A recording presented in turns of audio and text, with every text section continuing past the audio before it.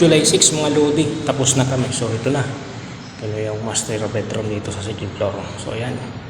Yung floated PVC niya saka yung laminated. So kompleto na yung ilaw.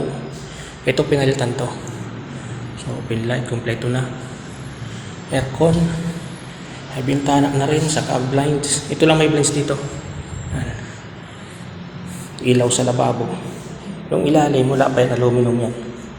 So yan, lababo. Ito yung CR. May doro, lababo, saka yan, heater, shower, saka yung division niya. Yan. Kompleto na yan, may ilaw na rin.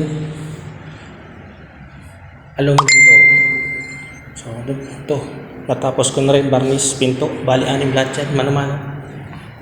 So ito yung hallway, may bintana na rin. Yan, ilaw. Diba, ayos na. So ito yung isang pinto. Yan. Yung isang kwarto. Ilaw. May aircon na rin. Pin light kompleto. So bintana okay na rin. Ito yung puntang baba. Railing niya. Full itim. So ilaw niya. Ito yung terrace. So may screen door na din. Bintana, may screen din yan. Tapos na rin varnish. So ito yung tiles ng terrace. Yan. So meron din yan ilaw. Kompleto na. So ito yung pababa sa hagdan. Yan.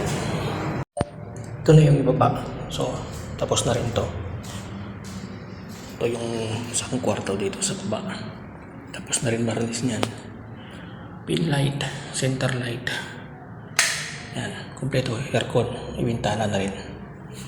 So kaya sliding door, pin light, center light, aircon, bintana. So gas range, yung exhaust niya, lababo. Yan, tsura ng lababo.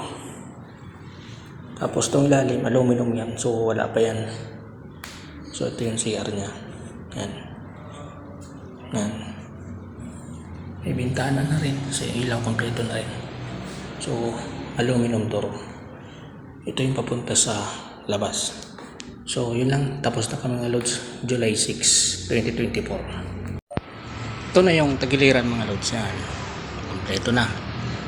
Taas. Yan. So ito yung pinakaharapan niya. So halos tapos na kami. Yan. Ito yung harapan niya mismo. So ito lang.